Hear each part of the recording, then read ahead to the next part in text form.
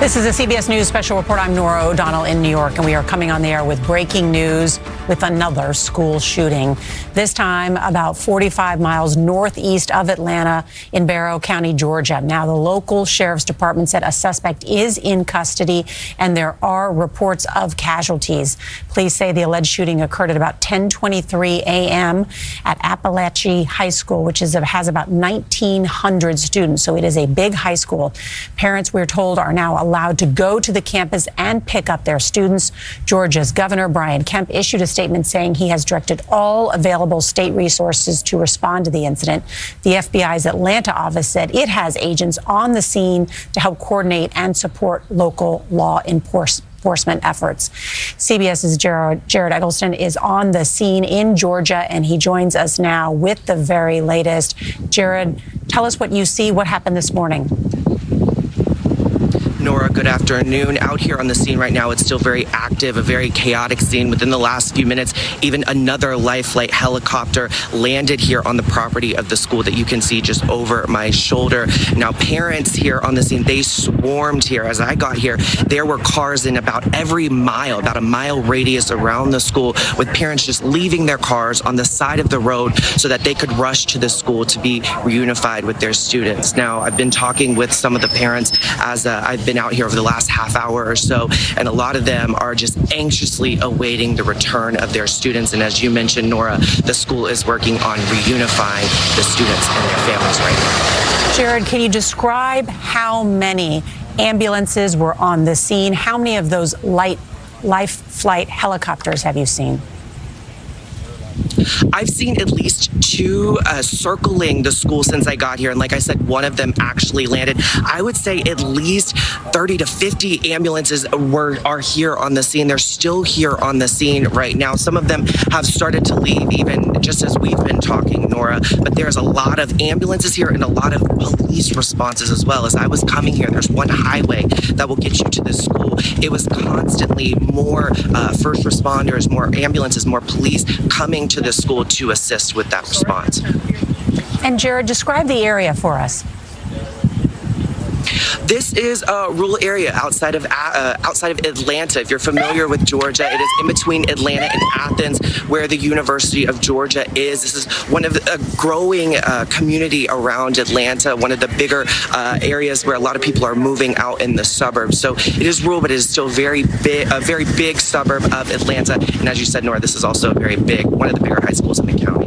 How long have parents been able to come and pick up their students? When did the lockdown end? The lockdown ended about, I would say, a half hour, 45 minutes ago. Right when I got on the scene was when the school district actually made a release saying that an incident did happen here at this school and that parents would then be able to be reunified with their students. And as I've been standing here, the police keep directing the families towards that scene where they want everyone to kind of meet that reunification point. But a lot of people, as you know, Nora, are just so nervous about what has happened here right now. So that has led to some of the chaos that we're still seeing here on the scene.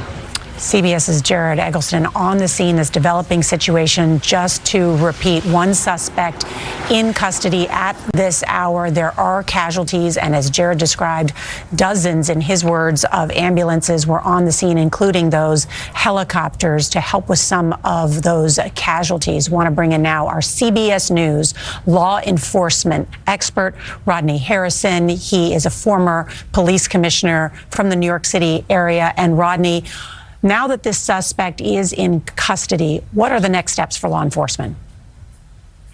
Yeah, so we have to take a closer look at our subject and identify, is he a lone wolf? Is he involved with somebody else? Was he put up to this?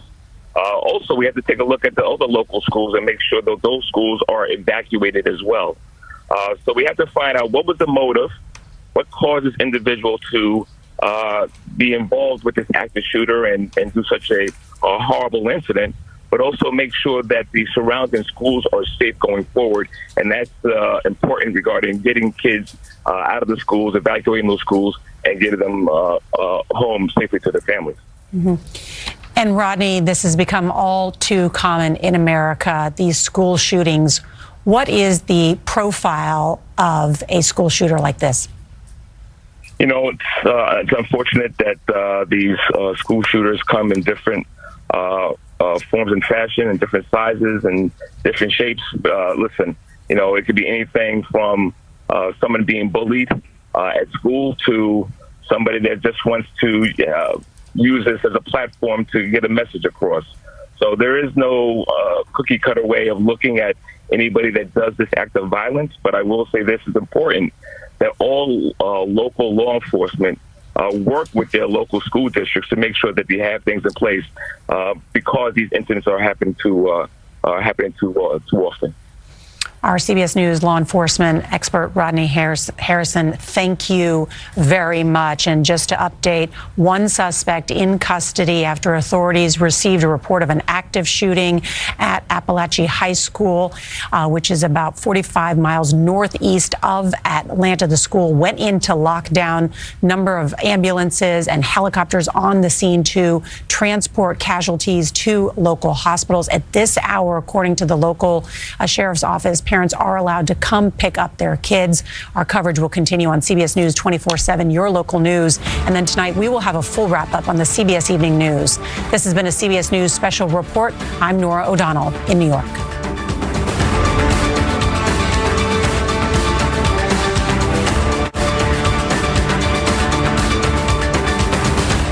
Okay, it just slipped my